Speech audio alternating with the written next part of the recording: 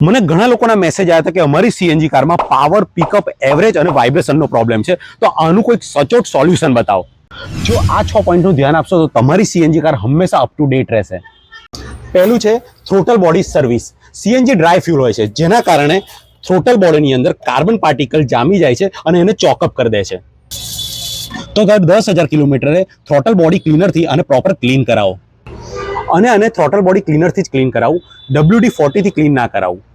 બીજું છે spark plug. Spark plug હંમેશા 15,000 કિલોમીટરે ચેન્જ કરાવી લેવા, કારણ કે સીએનજી બહુ હાઈ ટેમ્પરેચર પર બંધ થતું હોય છે, જેના લીધે સ્પાર્ક પ્લગ ખરાબ થઈ જતા હોય છે.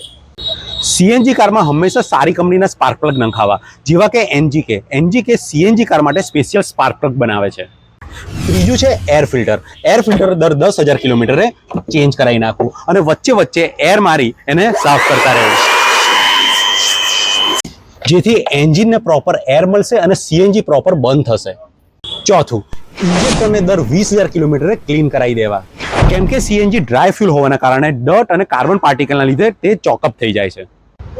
પાંચમું, દર 10,000 કિલોમીટરે સીએનજી કારનું ટ્યુનિંગ અને સ્કેનિંગ કરાવી લેવું, કેમ કે ટ્યુનિંગ બરાબર નહીં હોય તો કારની અંદર એવરેજ, પાવર, પિકઅપ અને વાઇબ્રેશનનો પ્રોબ્લેમ રહેશે.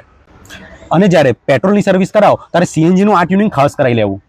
છઠ્ઠું ને છેલ્લું, સીએનજી ડ્રાય ફ્યુલ હોવાના કારણે અઠવાડિયામાં 1 દિવસ આખો પેટ્રોલ પર કાર ચલાવી, જેથી તમારા કારનું એન્જિન અને એના પાર્ટ્સ લુબ્રિકન્ટ થઈ જાય. આટલા પોઈન્ટનું ધ્યાન આપશો તો તમારી સીએનજી કારનું પાવર, પિકઅપ, પરફોર્મન્સ અને એવરેજ અપ ટુ ડેટ રહેશે. Good day.